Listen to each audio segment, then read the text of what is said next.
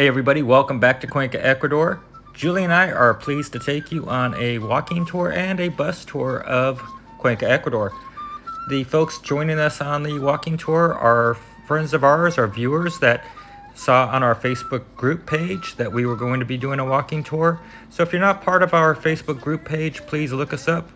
Warren and Julie travel with us, and join. This way you're abreast of what Julie and I are doing, where we are, and what's going on as we travel the world. Now, we highly recommend that you do a walking tour before you do the bus tour. You get a lot of good information that will help you out when you're doing the bus tour. So let's go ahead and join our friends and let's take a quick walking tour of Cuenca, Ecuador, and then we'll jump on the bus. We met with our group at San Sebastian Square outside of the Museum of Modern Art. Our guide, Martin Avila, divided us up into two groups of 10 to help us to stay socially distanced due to COVID-19 restrictions. From San Sebastian, you have great sculptures, religious art painters. You have a lot of special events that happen here at San Sebastian. But the church that we have over, that we will be seeing after we come out of the museum, this church was restored by a German architect priest, Juan Bautista Steele. He's responsible for the beautiful church with the blue domes. That was his vision. And also what today is the Museum of Modern Art, this beautiful space was constructed in 1876. When it was constructed, the bishop at that time establishes this as La Casa de la Temperancia. Who was placed in La Casa de la Temperancia? Clergy who drank too much. And it opens up at the Municipal Museum of Modern Art. We can go in groups of 10. The Museum of Modern Art was an interesting blend of past and present. This is the courtyard of the dormitories where the clergy that drank too much would have their rooms and where they would stay. And in some of these rooms, you have things like these stone sculptures and modern things that I don't know if any of us quite knew exactly what to make of it, but they were interesting. And sometimes you had to duck and try to not hit these things with your head as you walked by. And I found it interesting that there was a room, it kind of looked like the Lost Ark, but it's a barrel, looks like for wine.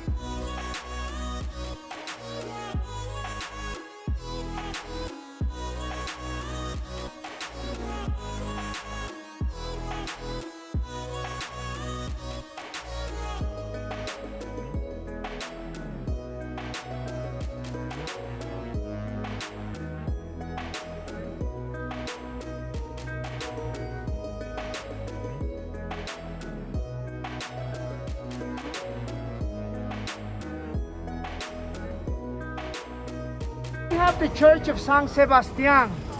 When the Spanish founded the Spanish city of Cuenca back in 1557, what they did is, like we know, the Spanish supposedly they came to South America to convert everyone to the Roman Catholic religion. But their main purpose was gold, silver, precious minerals. Juan Bautista Steele in the 19th century, he restores it or redoes. He creates the tower and the dome on the church. San Sebastian in the interior, if you want to visit, you can visit on Sundays. It's the day that it's open. It's very simple architecturally wise in the interior compared to the other churches we have in Cuenca, but it's the first parish of Cuenca. Here within the historic center of Cuenca, we have different architectural structures. And a lot of times you hear colonial architecture, but the majority of architecture that we have in Cuenca has colonial aspects, but they belong to a period of time that is called the Republican period of architecture, where we have a lot of French influence in the architecture. This time period is between 1830 and 1940. This is when a lot of these beautiful homes, like the one we see here, were constructed.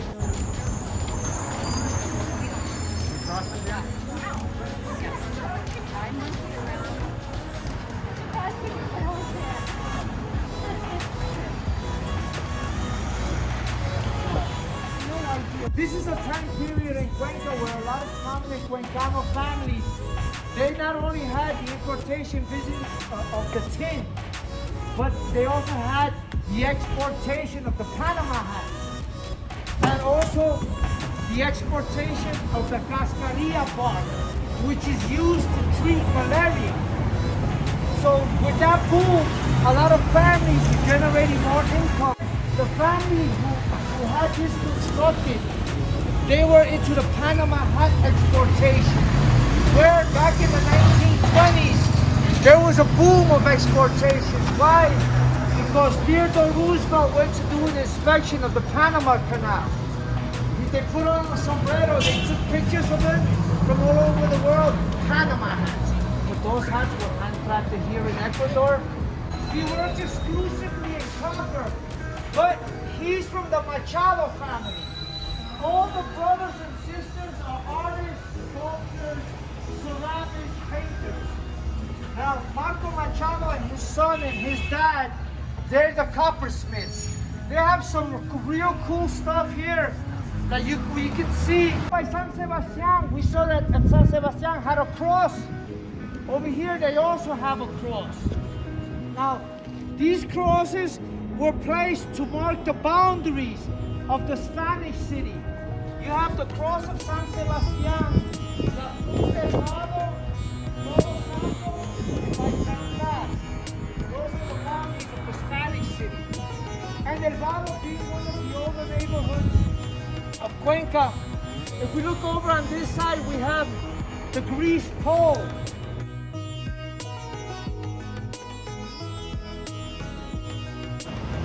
The mothers, you know, said be careful with the cura sin cabeza. That's how you have the young lady semi-naked with the priest carrying his head. And since he used to go around nighttime, you have the light that used to illuminate, where he would get all the young girls.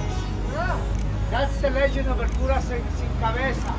When I see this about Sin Cabeza, it reminded me of the Headless Horseman in the United States. This is an interesting museum here. If you're right, you should come back another time. This is Arte Extremo, Eduardo Moscoso. His themes are more macabre, skeletons, totem poles, and just look up at Medusa's head right above the doorway. And also the faces, the totem poles here. One of his is Eduardo, and this is Eduardo, and this is his wife. Enter. This is one of our markets that we have, Mercado 10 de Agosto. But on Mercado 10 de Agosto, if you look at the beautiful murals, Cuenca, the town council of Cuenca, once again the Department of Cultura, they have started a program of getting young graffiti artists together and having them create these beautiful murals instead of doing graffiti.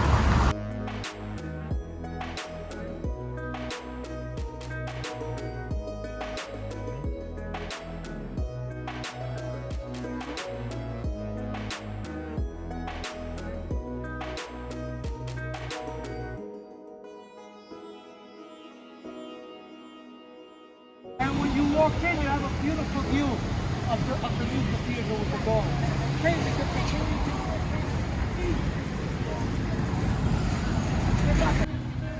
Now, Abdon Calderon, he was an 18-year-old lieutenant who fought Simón Bolívar's army to gain independence from Spain.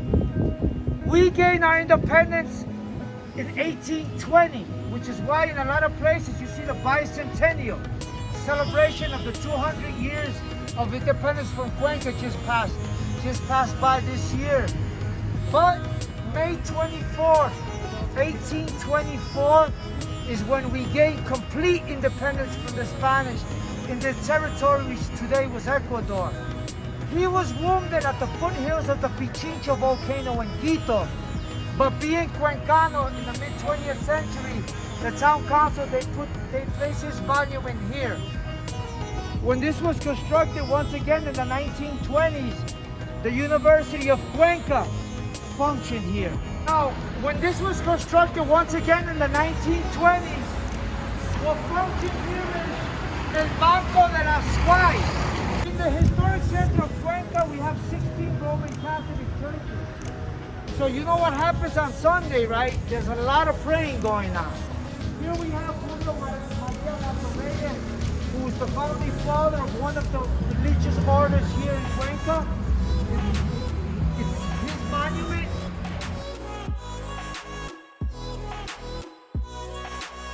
There's a lot of information provided in the walking tours. After this walking tour, we went to lunch at Monday Blues, one of our favorite Cuenca restaurants. It's got a very diverse menu. I recommend it. So now let's go check out what the bus has to offer. Okay, Julie and I are here in Cuenca, Ecuador, and today we're going to do the tour around the city in the double-decker yellow bus. So we've been waiting to do this for a while, so let's go. Okay, so here we are on the Cuenca bus. We're going to do the tour, and across the street we have Parque Calderon, really pretty park. Beautiful square, and we've walked through here a lot of times, and we're expecting to learn something about Cuenca through this trip, and you know, we've probably seen a lot of things and have no idea what we're looking at, so this will be a new experience. And there's Julie yelling at the dog. Training the dog. We stop to be your tour guide today. For people on the top of the bus, please be careful with the locators in all the tour. The stay is here, use your mask in all the time. The bus tour took us down a lot of different streets. It was interesting to get this upper perspective. Even though we've been up and down many of these streets many times, those domes were beautiful, and the streets really looked nice from this perspective. I'm not going to share too much of the actual tour that the bus was giving. Unfortunately, it really wasn't understandable. This is part of the reason I really recommend that you do the walking tour first.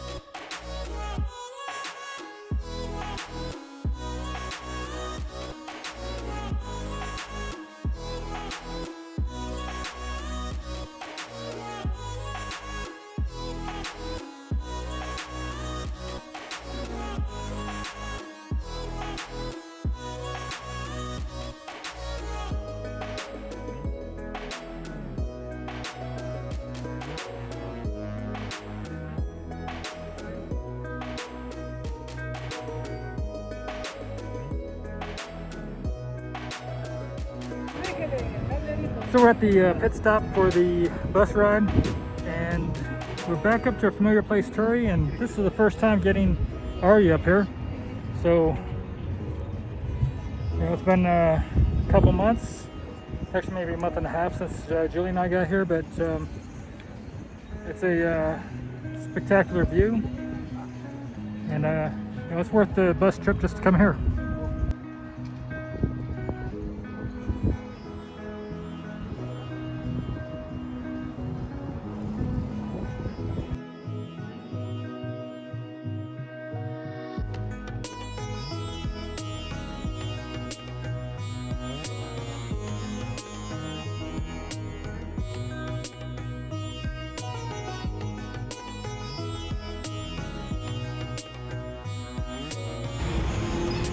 So we've done this tour so far, and Julie, what do you think about the information you've been getting from the English-speaking guide? I've been talking most of the time, but Well, the reality is he's not missing anything. You can't really yeah, understand. you can't hear it anyway. This is more of a scenic drive. Yes, there's an English trip and a Spanish trip. Go ahead, take the Spanish trip because you're not going to be able to understand the English-speaking person anyway. So take it for the drive. What do you think? Is that fair? Absolutely. Yeah, nice scenery. I mean, I really have not understood too much of the English guide.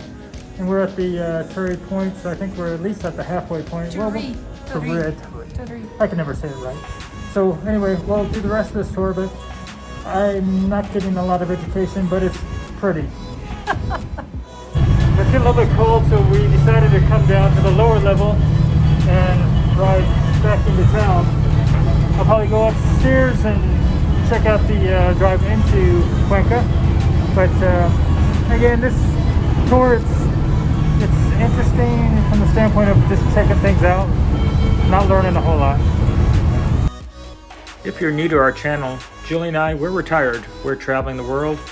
And if you're interested to know how Julie and I are collecting quarterly dividends on a regular basis, take a look at the video description on one of our strategies. And if you haven't already, please subscribe and give this video a like so that you can travel with us as we visit different countries around the world and do the tourist stuff and look at cost of living as an expat.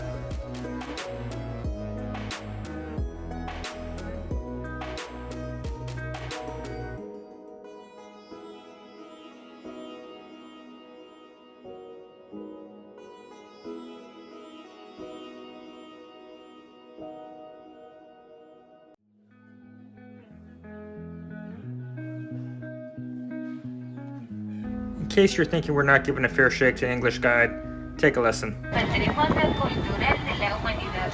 In the left side next to the flags you can see a commemorative plaque that Cuenca received when it was called Cultural Heritage.